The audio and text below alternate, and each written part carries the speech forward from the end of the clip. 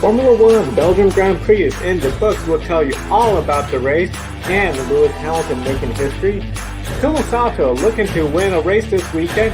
Can he do it from the pole today? And how does Scott Dixon do with his points lead? And NASCAR, another wild race at Daytona. Who's in the class and who's out? All that Grid Live on there now. Hello everyone, Joe Samaniego here, along with Kobe Lambeth from the podium finish. 4 series in the grid ranking race. We had 7 different races this weekend, and we'll start off with Formula One and the Belgian Grand Prix race that took place at Spa-Francorchamps. The race started with a tribute to Anthony Hubert, who passed away last year during the Formula 2 feature race. Of course, it was a very emotional week for everyone in Formula 1 and Formula 2, so definitely it was a really touching moment before the race. One final tribute, one moment of silence for Hubert. Once the green came out, though, it was all Mercedes. The key factor was that first corner coming out of the start. You want to have a good exit, try to be within the slipstream of the lead car, but that was just not the case because essentially both Mercedes, good start, they got the early lead, had the early advantage over everybody, and by the second lap, already Bottas, who was in second place behind Lewis Hamilton, and Max Verstappen, they were out of DRS range. Pierre Gasly, of course, he was one of Anthony Hubert's closest friends. Antoine. He had a really hard time. He started in 12th, but he started working his way up because he did have hard tires on. Everybody else was on softer tires, but that initial start, he was looking not the greatest, but he was starting to come back up. Perez, he was on the opposite, soft tires. The soft tires were not working well at all. He was starting to fall back. And Charles Leclerc, the only Ferrari in the top 10. He got his high 8th place, but that didn't last long. And then we had the first safety car. And sure enough, we have some big impact for Antonio Giovinazzi. He hit the wall really hard, exiting the corner. And then after he had hit the wall, a loose tire head came across the track and left George Russell into Williams, no place to go, and straight into that loose tire, ending his race. The initial coverage, when they cut to that camera, it looked a lot worse. Viewers on Twitter were commenting that they were at fear somebody may have got hurt. Thankfully, everyone was okay. The medical car was called because the sensors that the drivers have showed that one of the drivers did experience significant amount of G-forces, most likely Giovinazzi when he had hit the wall. So that brought out the only safety car, and this really hurt Pierre Gasly, who had started making progress coming out, because as soon as the safety car came out, everybody, Lewis Hamilton, Valtteri Bottas, Max Verstappen, all came in on the hard tires to make it to the end of the race. Pierre Gasly was going to be on older tires, and then Perez, he had to essentially stayed out to try to regain some ground. So with everyone on hard, Perez on soft, and Gasly on older hard tires, the green flag essentially came out, and we saw again Mercedes in the top 2 spots just leading and controlling the race. We saw Charles Leclerc. He finally dropped out of top 10 as people were just passing him. Really tough day for Ferrari. In fact, Ferrari fell to 13th, 14th. Carlos Sainz didn't start the race. We had 2 cars already up. The only cars behind Ferrari was the 2 Haas vehicles and the lone remaining Williams car. Kobe, we know for Ferrari, next week is their home race at Monza. If you're in the Ferrari camp, are you really looking forward to next week at Monza? No, not at all. I'm sure Ferrari, they're very lucky that the race is going to be behind closed doors and no fans, because otherwise I have a feeling that they might need security to get in and out of the track, because those fans, for the Ferrari fan base, they are very passionate and they love, their Forza Ferrari and all of that. And Ferrari today at Spa, it was like a massive gut punch. Extremely disappointing performance. That is, by Ferrari standards, that's absolutely unacceptable, no matter how you look at it, because Ferrari, you expect them to be at least in the, Ferrari's always been one of the top 3 teams in Formula One. You expect them to be at least in the top 6. You don't expect them to be down in the midfield, bringing up the rear. Yeah, I just think, after considering how everything's been going so far this year with Ferrari, today was, basically just sums it all up. Yeah, it was just a really poor race for them. I mean, they just had no straight line speed, and of course, that straight line speed really big for Monza. A lot of straight line speed, and we're going to be in Monza not once but twice. It's going to be just a miserable season for Ferrari, and this race really just capped it off, where it was just like, I mean, I think when Sebastian Vettel went off the road, that was sort of just the low of the low, and it's like, let's just try to end this race. Up front, all Mercedes, there was some concerns, maybe tire issues similar to Silverstone would come into effect. Even Max Verstappen was preparing for it. Of course, Pierre Gasly, he had gotten fresher hard tires.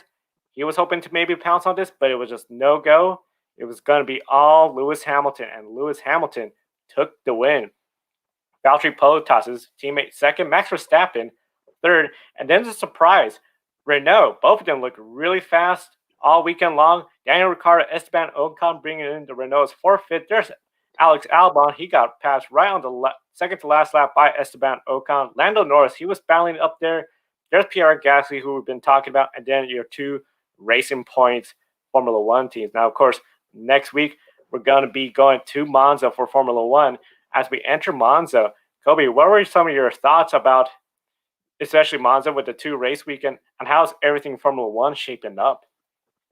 Joe wanted to clarify something there when you say about two Monzas. Yeah, next weekend we're going to be in Monza for the Italian Grand Prix, and the following week we're actually not going to be at Monza. We're going to be at Mugello for the Tuscan Grand Prix.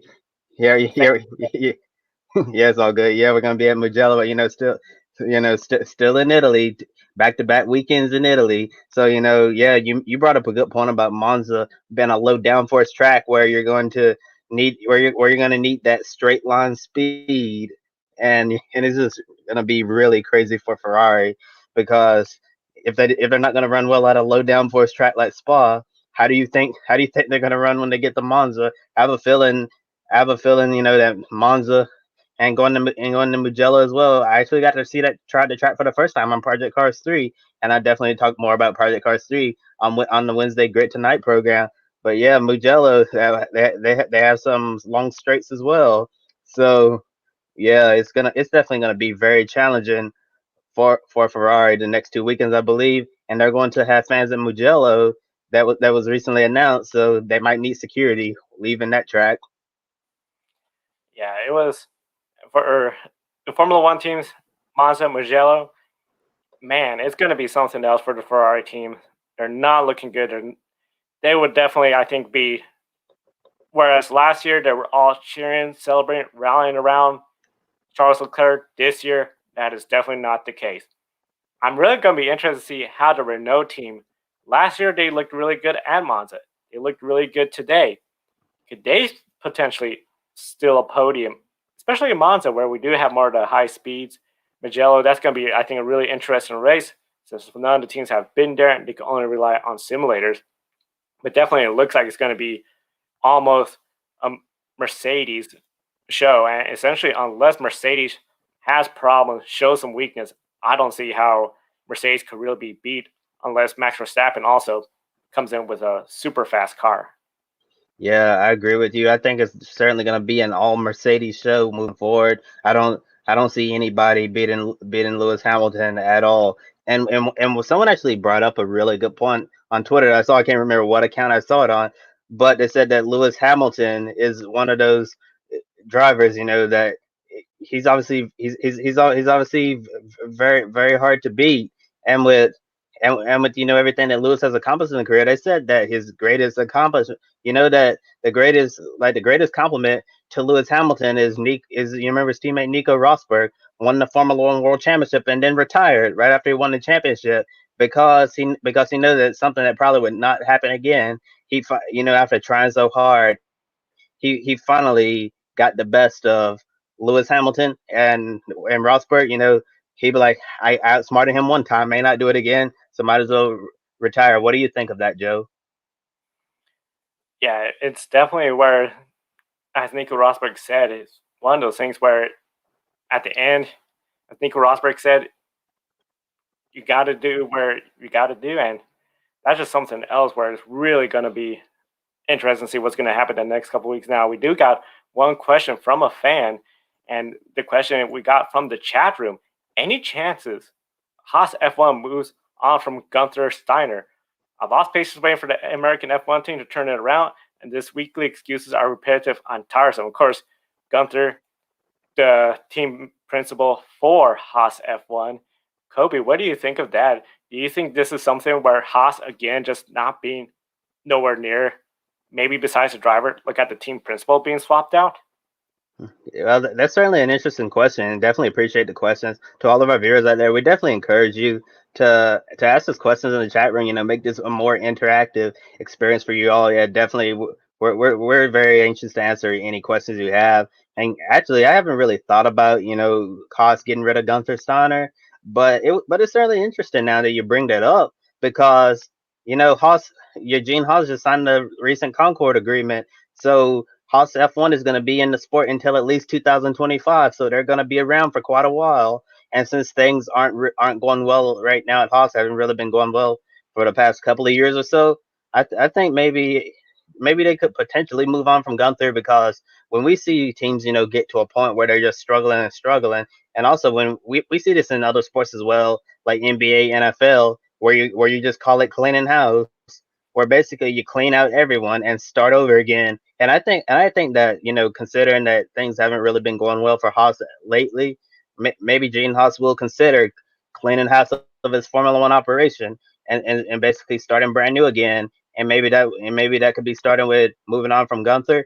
And I think a new driver lineup replacing Roman Grosjean and Kevin Magnussen might go a long way as well to getting Haas to where he wants to be. Yeah, I agree. Those are some really good points, especially a lot of times in professional sports in the United States. We see, I think everyone calls it Dark Monday, the Monday after the final Sunday Black on the Monday. national. Yep, that's when we see a lot of head coaches get served their nose like you're out of a job. It's something where at the end, the drivers, they've had such a long time. So as a team principal, they really got to look at something because they're going to be in the sport to 2025, and I don't think just having the same team, the same chemistry is not going to help them go forward.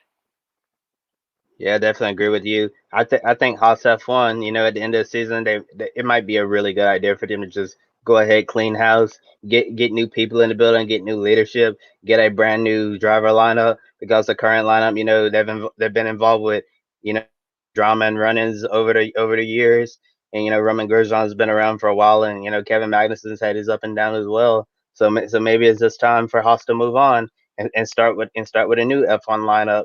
Yeah, I know they have Louis Delatras as a test driver, and also they have Pierre Fittipaldi as well. And then Ferrari has a lot of really good junior drivers in Formula Two right now. Got Robert Schwartzman, Mick Schumacher might be looking to move up. Yeah, so definitely Ferrari certainly has options where you can put those Ferrari junior drivers in your seat, and maybe you can see what goes on from there. And now switching gears to IndyCar, we had the Bommarito 500 this weekend at Worldwide Technology Raceway at Gateway, and the Bommarito 500 became a doubleheader after the cancellation of several races on the IndyCar calendar. And Takuma Sato entering this race weekend, he was trying to become the first driver since Ari Luyendyk to win the weekend after the Indy 500, and Ari Luyendyk did that in 1997. And going back to race one, we had the green flag had just waved, and then a big crash occurred right before the start line. Yeah, it was really real crazy pile up there. And throughout the race, we had six different drivers lead the race, and then on lap 102, we a caution came out, and for like weather conditions, something like that, and then it passed out and racing resumed. And then, like the highlight of the day, Takuma Sato, Mr. No Attack, No Chance, made a very aggressive, bold move on the outside of Pato Award entering turn one. I thought it was going to end up as a big crash or something, but I could not believe that Sato made that bold move. And Pato Award, he got a little loose as well as Sato went around on the outside, but Award was able to collect it. And then Takuma Sato tried, it was like roles reversed from the Indy 500 last weekend. Sato was like right on the tail of Scott Dixon. It seemed like Sato was going to be ahead, but a slow pit stop on the tire exchange, it kind of ruined things for Sato, because it seems like if it wasn't for that slow pit stop, Sato would have been ahead of Dixon, and he would have joined Ari Lindite as as one of the drivers to win after the Indy 500. But unfortunately, Sato was playing the chasing game, and we saw passing was really difficult this weekend. And Sato got close to Dixon several times during that last run, but he wasn't. But unfortunately, he wasn't able to catch Scott Dixon, who went on to win race one. And now looking at the top 10 from race one, yeah, Scott Dixon got me another one on the board for pick a winner, running away with it. And then Takuma Sato second, Pato Ward third, Colton Herta fourth, Marcus Ericsson fifth, sixth we have Renus VK seventh, Brian Hunter eighth, Felix Rosenfeld ninth had Tony Kanaan on his last lap, and then Connor Daly, Carlin Racing ran out the top 10. So Joe, going back to Scott Dixon, 50 wins for him. How amazing is it to see a driver like Scott Dixon get to 50 wins in the IndyCar series? It is very amazing, especially when Scott Dixon started. He was with Pac West Racing, the kart series. I remember his rookie year. And during that time, we saw a lot of good drivers: Jack Villeneuve, Juan Pablo Montoya, Alex Zanardi. You start in kart, you win a championship, you could almost go to Formula One. So we didn't see that many great drivers stick around IndyCar. Scott Dixon did. And to see him go from his very first win, being a substitute driver, I recall, for Mauricio Guzman in Nazareth, winning in a Pac West car at Nazareth Speedway, to now his 50th race win, it's incredible to see this journey. And he is going to go down as one of the best all time. I know definitely one of the things he talked about, one of the quotes we got from him from yesterday was, "It's awesome. I can't thank the PNC bank crew enough. Superb race all day. Sato was going to be strong at the end, but I didn't realize how strong he was coming. We were kind of going in a reverse mode, looking after the engine, and he was there ahead of steam. Just so happy for the team. Last week, Indianapolis was a bummer for us. So it was nice to get a win. 50, that sounds awesome. We got to keep on trucking and get a few more, and especially because we have Saturday's race coming up. But it's been something else to see his career progress from when he's first started to where he is now. He's definitely one of the all-time greats when it comes to IndyCar. Yeah, certainly Scott Dixon is one of the all-time greats in IndyCar, but not just IndyCar. I believe that Scott Dixon, you could put him in the conversation as one of the top race car drivers of all time across all disciplines. And I do find it amazing that Formula One let this guy slip through because Scott Dixon has he has the talents where he could have had a successful Formula One career in the right situation, but I've said this a lot on our other programs when we were talking about Formula E, but Formula One's loss is another series game. And I'm certainly happy that the IndyCar got to see the greatness of Scott Dixon, because otherwise, depending on where he would have potentially been in Formula One, we may have never known how good Scott Dixon could truly be. And looking at this now, 50 wins, Scott Dixon is performing at the best level that he's ever performed at in his career, and thinking Scott Dixon, like how he's been around for a while, many years of experience, and he's not slowing down at all. So could we potentially see another 5 to 10 more years of Scott Dixon? And if he continues at this level, could we see 60 wins, 70 wins, or how many more? Because it's been an incredible career for Scott Dixon, and I believe that he's certainly in the top 5 for of best drivers who have never competed in Formula One. Yeah, definitely one of the best drivers to never compete in Formula One. And you bring up a really good point. Depending on what team he had gone with in Formula One, we would probably never known how good his potential is. If he was in the top ride, Ferrari, back then I'm thinking of Benetton was borderline. If he'd gone somewhere there, wouldn't have been too successful. But then, of course, once Renault came in, Fernando Alonso, there's just so many what ifs with Formula One. We just don't know. What we do know was Saturday we had IndyCar racing there, and then of course we did as well on Sunday. Sunday's race started under a yellow after delay due to track equipment. Sounds like essentially one of the jet drivers had a hydraulic failure. This was a factor because we had a lot of fluid on the track and essentially a lot of jet dry, quick dry to pick up the fluids. Still, the race was a 45-minute delay. Actually started under yellow with the first 2 laps being completed under the yellow flag. But once we did get going to green, Sato led the first opening lap, essentially the first stint. He was ahead of the 3 Chevrolets of Penske and Pato O'Ward, which we'll talk about a little later on. Rinus VK, he started 18th. He was going quickly up the field in the beginning, but as soon as he sort of stopped and everyone wasn't making the passes that we were seeing, he was the first one to come into pit road. The reason why? Tried to use that undercut and gain position. Sure enough, he did. After he started doing that, we saw the rest of the field making pit stops, coming in, gaining position. But we definitely saw VK essentially gain position, and while it looked like he was going to get ahead of Joseph Newgarden, Newgarden did pit later. But then with Sato pit, for staying out too long and then being stuck behind lap traffic, he lost 7 spots. So essentially going from the lead up to 8th place. And he was now in contention for the lead the rest of the day. Pato O'Ward had now inherited the lead. He held on to the lead until the second round of pit stops. Will Power, using the overcut, he stayed out a little bit longer than everybody. He stayed out O'Ward. 1 lap later, he came in. He took the lead. Amazing move. Then the third round, this is where we saw again the undercut coming in because this was going to be the final stop. Big critical moment for Will Power. As he was coming in, Ed Carpenter, who was a lap down, was also pitting ahead of him, slowed him entering the pit road. Will Power came out behind Joseph Newgarden, behind Pato O'Ward. Newgarden had used the undercut to get around O'Ward. Newgarden, he looked in control of the race until we started getting to some lap traffic. It looked like we were going to have an exciting finish. But then Sato in the wall again. Race ends under yellow flag conditions, with just time Joseph Newgarden taking the win. Pato O'Ward second place. Will Power and Rinus VK, all Chevrolets, top 4. Then you got your point leader Scott Dixon, 5th place. Colton Herta, who got really loose after making contact with Rinus VK. He saved it, brought it home. Felix Rosenquist, Connor Daly, Takuma Sato, he stayed out after making contact with the wall. Had the race gone back to green, he would have been in trouble. And Santino Ferrucci rounded out the top 10 for the race at Gateway. Now, one of the big things, of course, a lot of people were talking about on social media, 2 subjects. The first one, when it came to the aero package, passing was really hard. Very little passing. The best way you could pass was using the undercut. The overcut, if you were really fast, should IndyCar look into making changes to the oval aero package?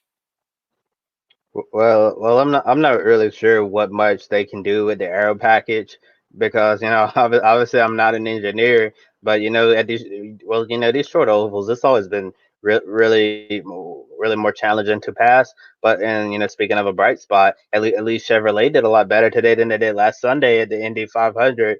So that's definitely a positive. Honda was still superior, so yeah, one positive there. But yeah, with the aero kit, I'm not really sure what much more they can do with those cars. Maybe maybe do something with push the pass on the short oval or something like that, make it a little bit more easier. Then people are going to be saying that's another gimmick. We can't do that.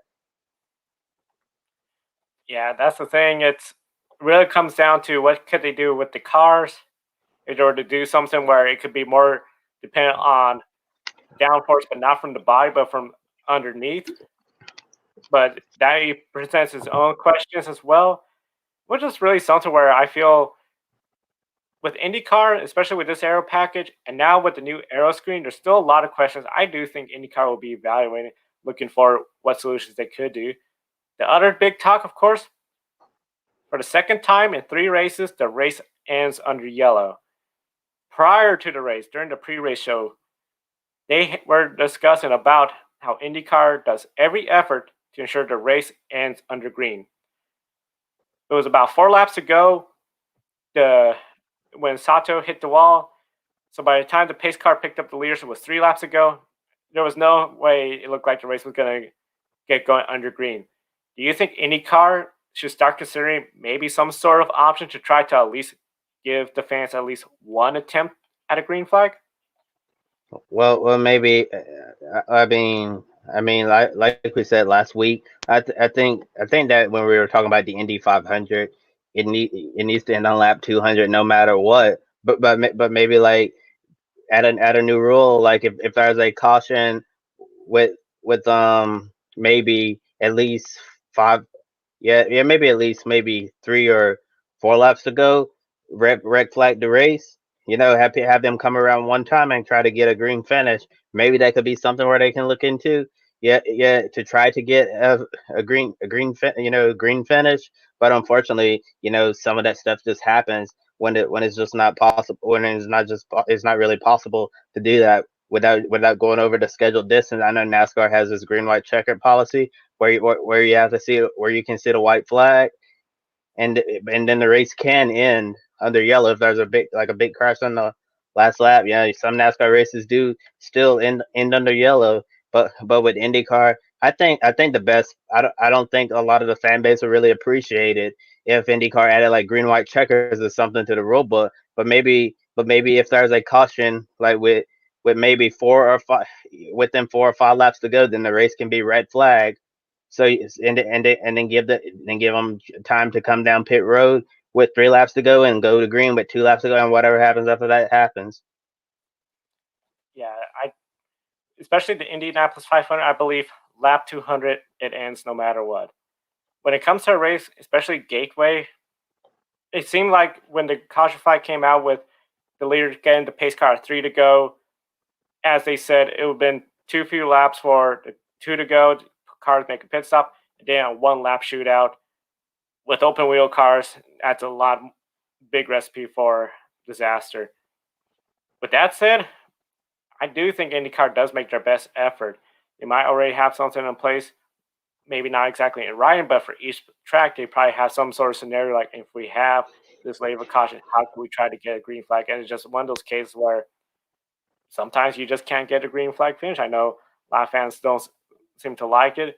Just a little tricky part about racing. One of our comments we got in the chat room, can't believe IndyCar can grow its viewership in the Super Bowl events. And again, this week under yellow. Hard to justify asking the girl to wait on a Sunday afternoon for finishes like that. It's something where, especially, I know in the United States, we don't have sports ends in tie compared to Major League Soccer across the world. You do have games end in tie. We've seen sports evolve into shootouts like the NHL, NASCAR overtime. Might be a question. We definitely like to hear in the comments, especially share this video on Twitter, everywhere. What do you think? Should there be something IndyCar could do to maybe try at least one attempt at a green flag finish? With that said, we'll go to the series that did introduce overtime into auto racing, NASCAR. The Coke Zero 400 at Daytona International Raceway was definitely going to be what a lot of people thought a crazy race. Definitely, it seems like it's going to be a start of a new tradition, but it ended with a big bang, definitely. Logano, he won both stages. The race was relatively calm for the first 2 stages, but too often that has been the theme all year. Quiet first 2 stages, third stage, multiple cautions. In stage 3, we saw a lot of contenders without wins like Kyle Busch up front trying to get their first win right here at Daytona. That includes Tyler Reddick, who didn't try to block Kyle Busch, and this essentially kicked off a big one, exiting turn 3 and entering turn 4. After the race, Tyler did take the blame, saying, it was his fault. Everyone has the right to be angry at him. Kobe, do you feel like this was a rookie mistake, or was that just simply misjudging and anybody, even a veteran, may have caused that kind of an accident? I think it's a mixture of both. Rookie mistake and misjudge on the space. And we all know after watching him in the Xfinity Series, win back-to-back championships the past 2 years, Tyler Reddick is a very aggressive driver, and if there's a gap that exists, he's going to take it, and he's going. Yeah, Tyler Reddick he's definitely going to take advantage of every opportunity that he can. And at that point, you also have to look at the perspective that Tyler Reddick was not locked into the playoffs. So, and in order to get in the playoffs, last race, Daytona, unpredictable, anything can happen. Tyler Reddick is going to do whatever he can to get that win, so he can be a part of this 16 driver playoff battle fight, and all of that. So, yeah, I think that's one perspective that some people needed to consider with this. But also, yeah, when I saw Tyler Reddick, go from the bottom and try to slide up, I like cringe. I'm like, that's not gonna work. Yeah, with these cup cars, the runs are pretty big, and when you slide up and block like that, unless they're checking up behind you, you're probably gonna get run over. And then it might have been a little bit better, if Tyler Reddick didn't get up into the wall, and then everybody else, it was a chain reaction behind him, and and then ended up taking out a lot of cars. And Ryan Newman, he was taken out in that crash too, and this time he was able to walk away and be released, checked and released from the infield care center, which was a great sight to see. But Ryan Newman did not hold back in his interview after that. Yeah, Ryan Newman did not hold back at all. Just really placed the blame on Tyler Reddick. And it does seem like, he's racing to try to get in the playoffs. No wins. He was in a must-win situation, and I think this is the kind of drama NASCAR wanted. The fans, if it was where you're a Tyler Reddick fan or anybody caught up in that big wreck, you didn't enjoy it. But if you were a fan of one of the drivers remaining, you knew your driver still had a shot at the win. The race was red flag. Once we got going, then we had another big one. This time, Joey Logano, he had made the move on Denny Hamlin, who was the leader, to try to get the lead. Bubba Wallace, being pushed by essentially William Byron, came on the outside, almost put 3 wide for the lead. But that's when Hamlin, being in the middle, just clipped Joey Logano's bumper. Joey Logano went straight into the side of Bubba Wallace. He kept going, but this allowed William Byron to really push his way, muscle his way between all the cars. But at that point, we saw the tire go down. Logano, he goes for a round, collects everyone, and takes out Jimmy Johnson, who was fighting to get in the playoffs, and he looked like he was about to get in. This brought out again another red flag, this time with Denny Hamlin in the lead, William Byron in second, but with some rear end damage, Bubba Wallace went into pit road prior to the red flag coming out. Then the green-white checker, first overtime attempt. William Byron takes the lead. He starts holding off Martin Truex Jr. At this point, it was going to be really close, but then we saw Chase Elliott. He climbs up there, and he gets behind William Byron. Chase Elliott, of course, William Byron's teammate, he pushes William Byron, and William Byron gets the surprise win at Daytona. Chase Elliott second, Denny Hamlin, Martin Truex Jr., and Bubba Wallace rounds out your top 5. Those fresh tires, he came through the field. Ryan Blaney, Alex Bowman, Brendan Gaughan, Chris Buescher, and Brad Keselowski round out your top 10 at Daytona. Kobe, I know in the pre-race, I said I don't think William Byron's going to win because it just seems like he always has a good run and bad luck. Were you surprised that William Byron won? It's funny you talk about bad luck because I think we're bad luck on here because we've been making all the predictions that we've been making on this show. Most of the time we've been completely wrong, and then when all of this stuff happens and it proves us wrong, I'm like, oh my gosh, they've been making us look really bad. But it's pretty cool for William Byron being able to get his first career NASCAR Cup Series victory at the World Center of Racing on a large stage, and especially at such a clutch moment to secure his spot in the playoffs by winning this race. It certainly surprised me that William Byron was able to win this race because I really didn't anticipate seeing William Byron in victory lane at all. But I'm sure that that's going to give the 24 team some positive momentum heading into the playoffs. And once again, Chad Knaus is in the playoffs, and once again, Jimmy Johnson is out of the playoffs, and he won't have an opportunity to win a record 8 Cup Series championships. So it's just going to stay. He's just going to be old 7-time forever. A 7-time with Dale Earnhardt and, of course, Richard Petty. And you bring up a really good point. I was talking about how William Byron, he always seems to have good runs, but just never closes the deal. He finally did it, but I know after he got through and there was questions about, is that right rear tire looking okay? Is that right left tire looking okay after making the contact to go for second place? I was just thinking it's going to go down. He's just going to get struck with bad luck. But he persevered. He got to win. It's going to be really interesting. Now, we've seen him rebound after a horrible Dover 1 race in which he was out of the playoffs. The second race at Dover, he came back and he put himself in 16th, only by 4 points. Then he comes into Daytona, runs a good race, is up there. He gets the win. Is this team now on a roll? Do you see them having the momentum to get multiple wins? Well, I don't know if he's going to get multiple wins, but maybe this was just the win they needed, to build confidence, heading into the most important 10 weeks of the season. With this format, you can go out there. You don't necessarily have to run 3 really good races. In these rounds, when it's 3 races apiece and then the championship 4 battle, all you have to do really is win once every 3 races, and you can make your way to Phoenix. I almost said Homestead there. I'm glad I didn't, but yeah, going to Phoenix. But with William Byron, and with everything, the championships, I believe that this point of the season, if William Byron is able to, keep advancing the playoffs, he might be able to play spoiler. We just have to wait and see what happens here. I mean, everybody loves a good Cinderella story in the playoffs. I remember when Ryan Newman was still driving at RCR, he was the Cinderella story that was able to make it to the championship four and go for the championship. Nobody expected Ryan Newman and that 31 team at a time to advance to to Homestead that year to fight for the championship. And remember, Ryan Newman put Kyle Larson in the wall on the final lap, heading into the heading into 3 and 4 for the final time. And I remember it was I believe might have been either the first year of this format or first couple of years. I can't really remember.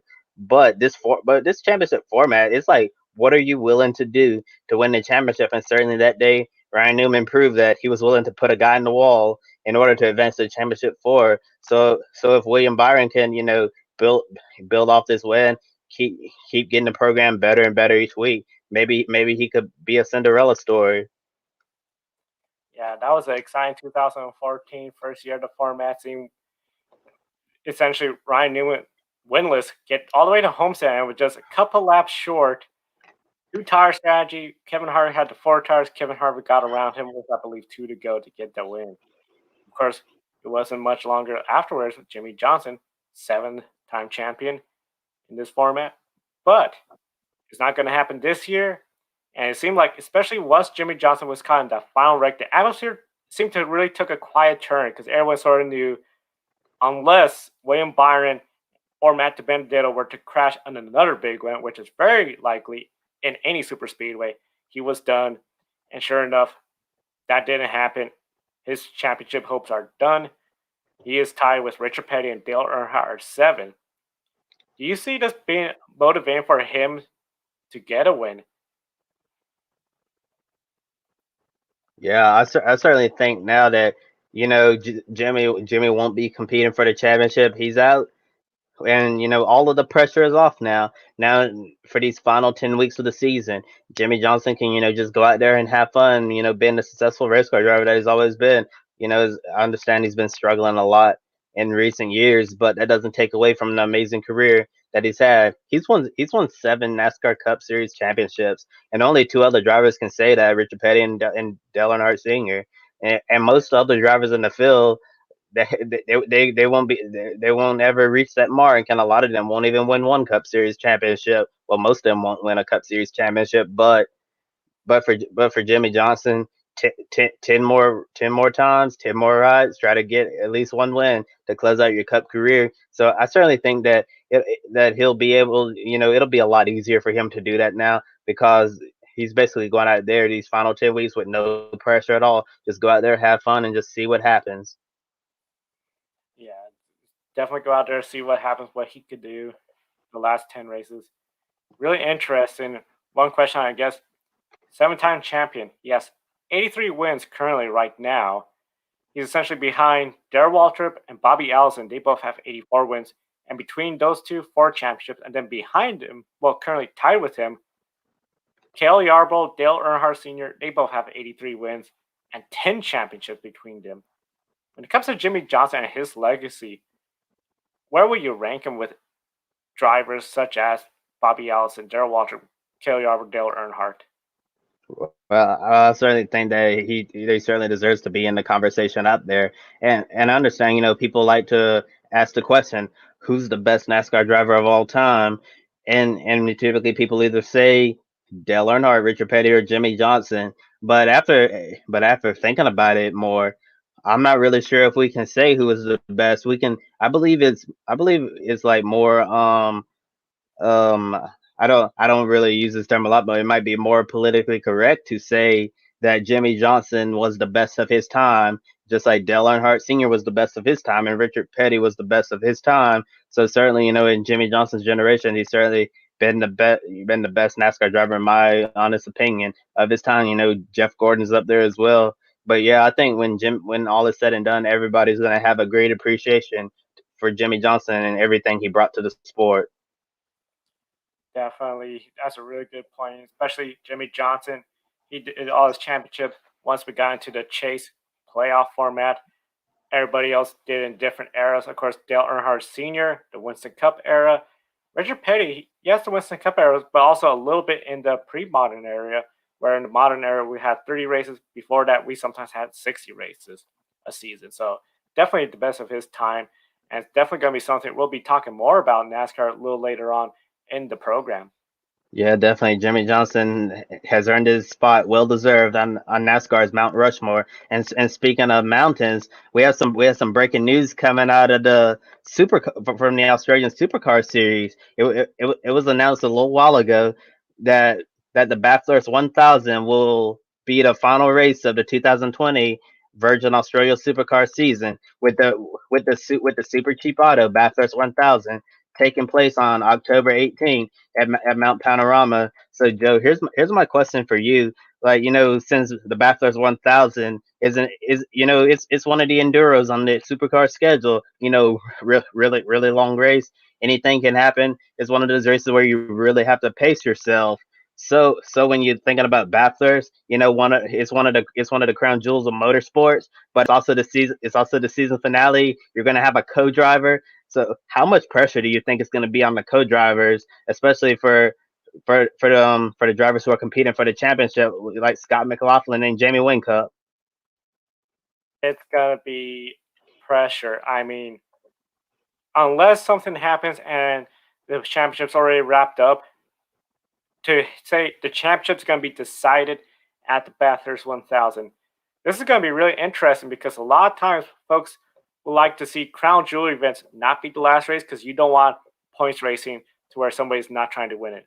I think it's going to be very different with the Bathurst 1000. Everyone still wants to win it. Jamie Whincup, Scott McLaughlin, those two looks like they're going to be battling for the championship quite a bit. Who they select as their co-driver, it's going to have a lot of pressure because they know they got to go out there because not only are they trying to win, it could cost their partner a championship.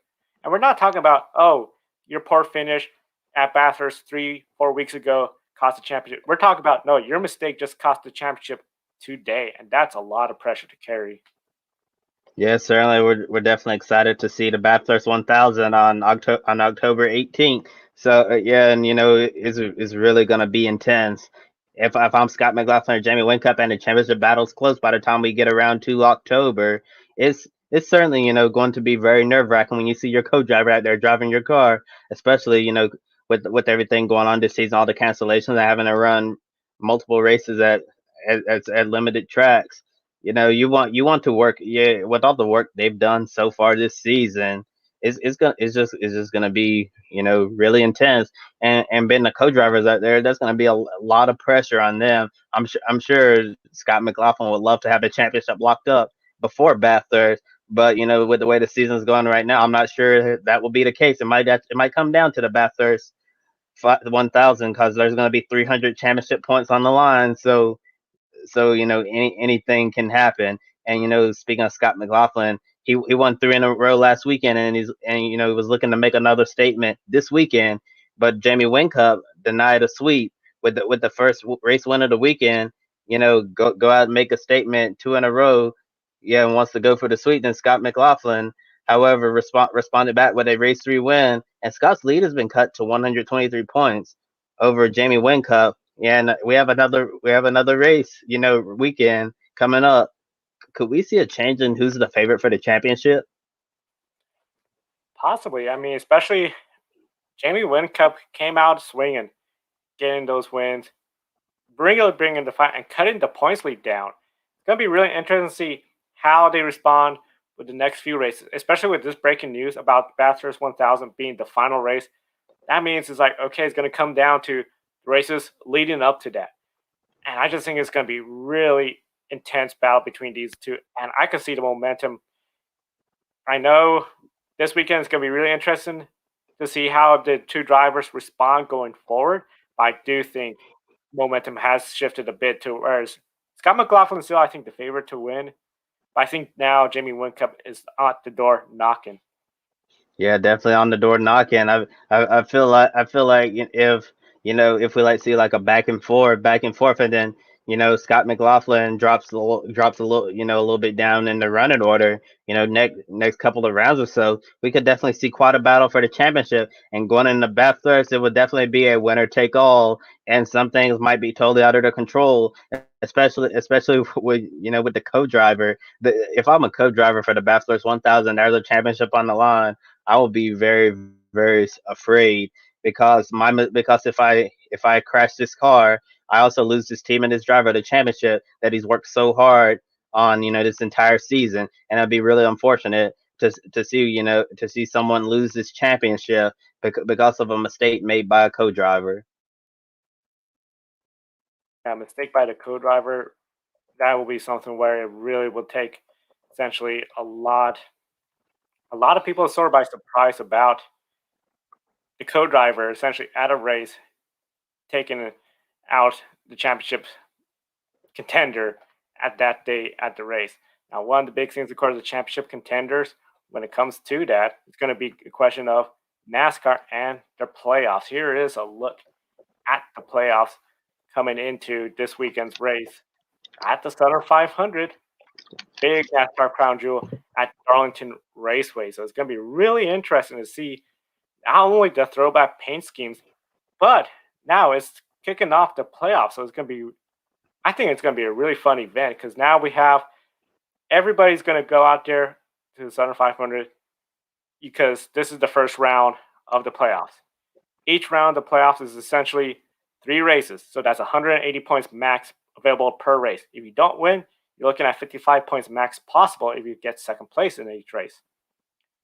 Ninth place and further back in the ranking for the NASCAR playoffs, they're all 50 points behind or more to Kevin Harvick. Kevin Harvick has 57 playoff points. So Matt DiBenedetto, he's already 57 points behind Kevin Harvick.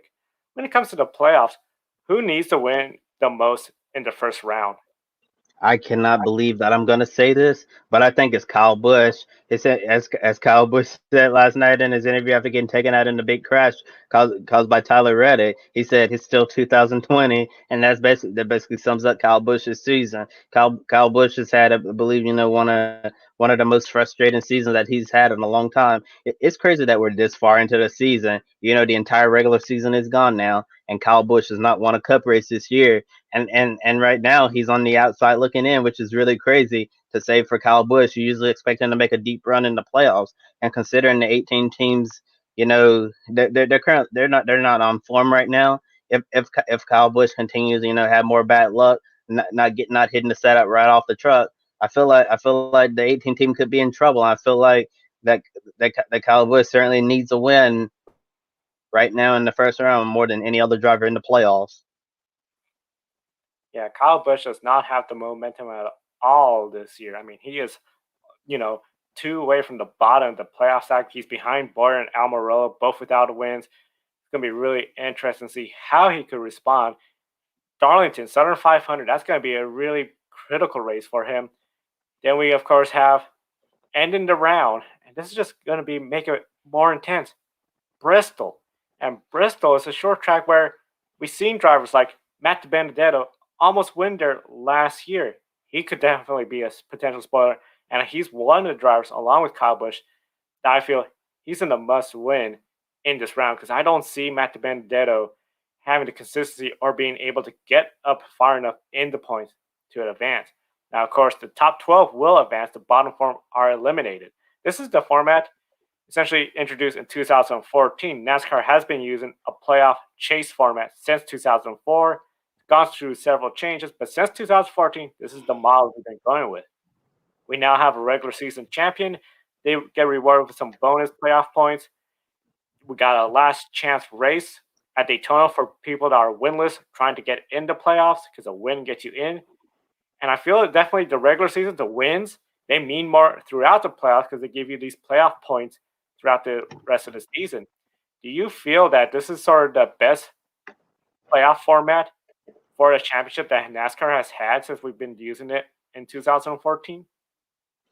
Well, certainly speaking from from an entertainment standpoint, I believe NASCAR definitely hit this right out of the ballpark, perfect format. And, you have your drama with all the eliminations and stuff, and it's really crazy. That William Byron, who won his first race, could literally go to the championship four and have a chance to win the championship if he can win one race every 3 rounds, or try to score max points. Will try to score as many points as he possibly can up there. Yeah, William Byron, it's really crazy that, all 16 drivers in the playoffs have a chance to win the championship. So some driver who maybe didn't really have the best regular season, they could just, hit it off at the right time and go out there and become a serious contender at the end. And I understand that some people are a little bit frustrated with this current format because they feel like, they're like the most consistent driver all year, the most dominant driver all year. He won't win. There's always a possibility that he won't go out there and win the championship. And I understand. You remember, I think it was 2007, I believe, when the New England. I might have the year wrong, but yeah, I have to check up on that. But when the New England Patriots were undefeated, they won every single game, got down to the Super Bowl, and ended up losing to the New York Giants. So sometimes the most dominant team doesn't always hoist the trophy at the end. Yeah, with this format, I mean, we saw when Joey Logano won it, he was not in the conversation with the big three that year. He goes to Homestead, and he takes the championship. So a lot of people, he sold the championship, but just like the example you said, it's just one of those things where that's why we played the game. Here, that's why we raced the race, because it's not over until the checker flag waves. Now, of course, the next race for the NASCAR Cup Series, Southern 500, Darlington, Sunday. Saturday, Grid Life pre-race, we're going to preview Darlington as well as the Formula One race. We have the return of Royal Rally Championship and the Supercar Series as well. One of the questions I know we're super excited. The Southern 500 is kicking off the playoffs. When it comes to the Southern 500 kicking off the playoff, do you feel this is a good spot for the race? Yes, certainly. I know the Southern 500 has always been a crown jewel event in NASCAR, and it becomes even more special now, being in the playoffs, and it can certainly be the win. It'll be the win to advance you further in the playoffs, and give you all of those playoff points. That's gonna help you out later on in the during the 10-week stretch fighting for the championship. So I believe that winning the Southern 500 now that it's a part of the playoffs is gonna become even more special. And NASCAR, I have to give them credit with this schedule for the playoffs. Hit it right. They're knocking it right out of the ballpark. You have the Southern 500, got the Bristol Night Race, then and also have Charlotte Roval, Talladega, then Martinsville. Cut with the cutoffs, and the cutoffs. They really did a good job with that. So I think that it's certainly going to be an exciting year for NASCAR in the playoffs. A very exciting year, and I agree with you. I feel the Southern 500, it's a crown jewel race. You want everyone going into the crown jewel race wanting to win the race. It, usually, a lot of folks, they don't like the idea of a crown jewel race being sometimes the last race of the year because you might have the championship leader not going for the win, but just being safe. This is just perfect for Darlington, the Southern 500. It's the opening round. Everybody in the playoffs, out of the playoffs, is going to try to win that race because that can make a statement to at least get a first win of the year, go down in history as a winner of the Southern 500, a crown jewel race. If you're in the playoffs, you still want to win the race because this will not only be the Southern 500 victory, but now you advance into the next round of playoffs. So I think this is a big win, and I think NASCAR got it right. I think it's a start of making the Southern 500 probably the second biggest crown jewel event in NASCAR Cup Series. Yeah, certainly. There's always been a debate like what are the crown jewels of the NASCAR Cup Series besides the Daytona 500 and then the Coca-Cola 600, and Daytona 500 is obviously at the top, and then when you're looking at the Coca-Cola 600 and Southern 500, it's like they're like side by side, like which one is second. I'm not really sure at the moment of what I think, but yeah, Southern 500 is definitely up there, and we know the debate with the Brickyard 400. Some people think Guz is Indy, that the Brickyard 400 is still one of the crown jewels, and while others believe that the Brickyard 400 has kind of lost its flavor over the years, and then also people have suggested that the Bristol Night Race is a crown jewel as well. But certainly really excited to kick off the playoffs and see what happens in these next 10 weeks. And speaking of things happening, we've had our seventh lead change in the grid ranking, which is most all time in a single season. And we have Lewis Hamilton retaking the lead after his dominating win in today's Belgian Grand Prix at Spa-Francorchamps. And Scott McLaughlin is actually still within reach after one win and two top tens. And then Scott Dixon is down in fourth. And next week, everybody in the top five are still mathematically eligible to take the lead. So definitely have a very competitive grid ranking this year, don't we, Joe? And looking at, and here's a full view of the grid ranking from number one down to 35 with Charles Leclerc. And then next weekend have a lot of racing with Formula One, NASCAR playoffs kickoff and Cup Series. They have Australian Supercars and World Rallycross. Yeah, it is very competitive year for the grid ranking. I know, especially once the World Rally comes back, that's going to be very exciting to see them. They have been racing since March 16th, so it's going to be a lot of good racing next week. Definitely be sure. It's going to be busy weekend, so here's a little preview of the entire week. Of course, all week we encourage everyone follow Grid Ranking or Grid_WML on Twitter for all the latest news and updates around motorsports. Definitely will be there for you. Wednesday, Grid Tonight, 6:30 Eastern. We're going to review some of the latest news that occur and report on some of the biggest stories around motorsports. Thursday, brand new show, Grid Girls, the women that race for the win. That will premiere noon Eastern. We're going to showcase and see how all the women in the motorsports are doing, upcoming races and the prior races. Definitely excited to be working with the folks at Racers, the girls behind the helmet. Definitely highly encourage everyone to tune in for that. And then World Rally Championship, first day, Rally Estonia is their shakedown day. Friday, then they start racing. Then early Saturday, of course, we got the Australian Supercars. They're doing the Townsville Super Sprints kickoff on Saturday. And then Saturday, Grid Live pre-race. We're going to preview the Formula One, NASCAR, Australian Supercars, and World Rally Championship. And it is our 25th episode of Grid Live. So we highly encourage everyone to tune in. And then, of course, Sunday, we're going to wrap up with the Super Sprints, World Rally Championship, Formula One, Southern 500. We won't have a post-race just because of the time of the Southern 500 starting pretty late, but definitely we encourage everyone to tune in all week to our network. Yeah, definitely an exciting weekend of racing coming up, and certainly a really good week of racing that just ended. And Joe, I know we asked this question at the end of every weekend post race show. In your opinion, what moment stood out the most?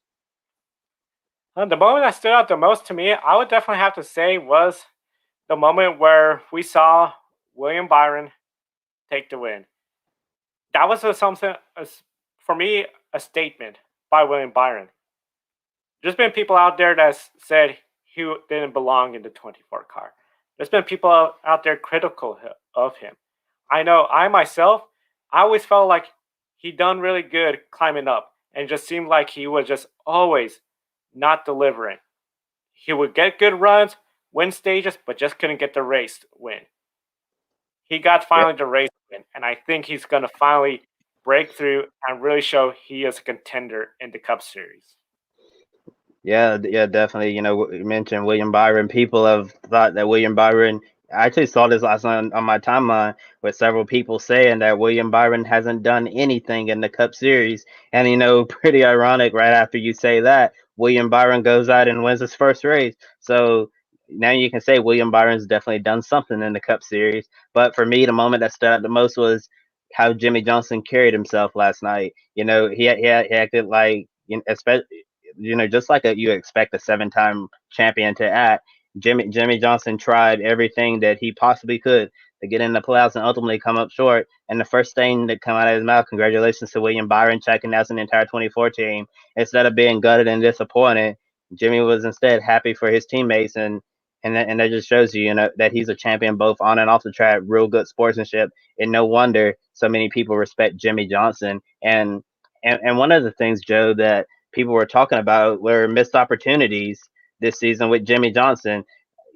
You know, Jimmy he was really close to getting into the playoffs, but ultimately just come up short. And there's like three instances where Jimmy could have potentially gone into the playoffs if things went another way. You know, with the Brickyard 400. So a lot of people talking about this. You know, when he had the positive COVID-19 test and he had to sit out the Brickyard 400 and scored no points at all. if Jimmy was in that race, he possibly could have gotten the points necessary to get into the playoffs. And something else that people need to consider is remember he finished second in the Coca-Cola 600 and then fell post race inspection, and lost all of the points from that race. That was a lot of points. And then also the NASCAR return race on May 17th at Darlington, Jimmy Johnson was you remember Jimmy was looking really good at Darlington, and then while trying to put Chris Butcher a lap down, he crashed out of the race and finished at the rear. Yeah, and he lost a lot of points there. So Joe, one final question for tonight: do you view those three instances as missed opportunities for Jimmy Johnson? Very much missed opportunities for Jimmy Johnson. It was just, I mean, the math is right there. He would have a lot more points with that second place finish. Indianapolis has a good track for him. I mean, 0 points. Even if he had started the race and went out and crashed on the first lap, first corner, got last, he would have gotten 1 point. Every point in this format really matters. And definitely, I mean, he said in the interview, it was definitely all those things added up to where he missed the playoffs. Yeah, certainly all those things added up. A lot of missed opportunities. And then another instance I just thought of was at Kentucky. Remember, Jimmy Johnson was running up front at Kentucky and then, cut down on Brad Keselowski and ended up spinning out and finishing a lot further down than where he could have finished. And if it wasn't for you also have to think if it wasn't for that incident, Jimmy Johnson probably would have finished at least in the top five in that race in Kentucky, and he would have definitely had the points to get into the playoffs. So it's just a whole. You just can't pin it on one event or the another. There's been you know, just four instances I just thought of right there off the top of my head that prevented Jimmy Johnson from making it in the playoffs. But hey, it is what it is. Jimmy Johnson has accepted defeat right here, and he's just gonna go out there and give it his all and try to get one final win before he decides to hang it up from full-time NASCAR Cup driving. And we want to thank you all for watching tonight. And highly encourage you to please subscribe to our YouTube channel, join our new Discord, and visit gridranking.com. Also want to encourage you to join our Patreon and support us there. We're growing each week.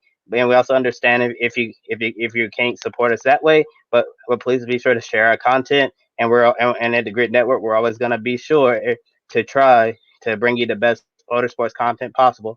For Kobe Lambert at the podiumfinish.net, he's Joe Samniego. Thank you and hope you all have a wonderful week.